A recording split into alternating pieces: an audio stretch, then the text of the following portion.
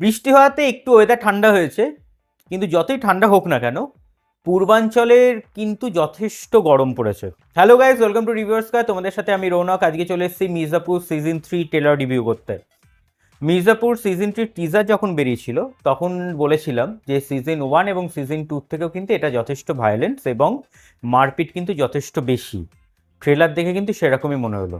No doubt এটা কিন্তু একটা খুব ভালো ট্রেলার, দেখে কিন্তু ভীষণ ভালো লাগছে, কারণ অ্যাকশন সিকোয়েন্স প্রচুর আছে, ভরপুর, একদম যত চাও তত পাবে একদম। এবং সব থেকে যেটা ভালো লাগলো, লাস্ট 15 সেকেন্ডে যখন কালীন ভাইয়া এলো এবং কালীন ভাইয়ার একটা ভয়েস ওভার আছে, সেটা কিন্তু যথেষ্ট দেখে ভালো লাগছে।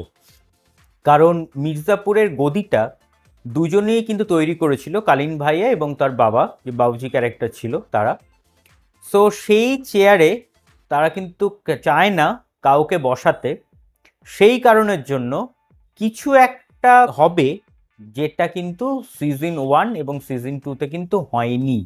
কি সেটার জন্য একটু ওয়েট করতে হবে। আগামী 5th জুলাই রিলিজ করছে এই সিরিজটা। এবং সিজন 3-তে গুড্ডু ভাইয়ার কিন্তু যথেষ্ট পাগলামি রয়েছে, এবং তার সাথে প্রত্যেকেরই কিন্তু মানে মারপিট করার ব্যাপারটা যেন একটু বেড়ে গেছে বলে আমার মনে হলো।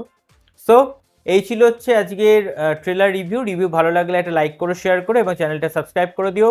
কেমন লাগছে সেটা কিন্তু কমেন্টসে জানাতে ভুলো না। সো ভালো থাকবেন, সুস্থ থাকবেন এবং সিনেমা দেখবেন আমাদের চোখ দিয়ে। Thank you.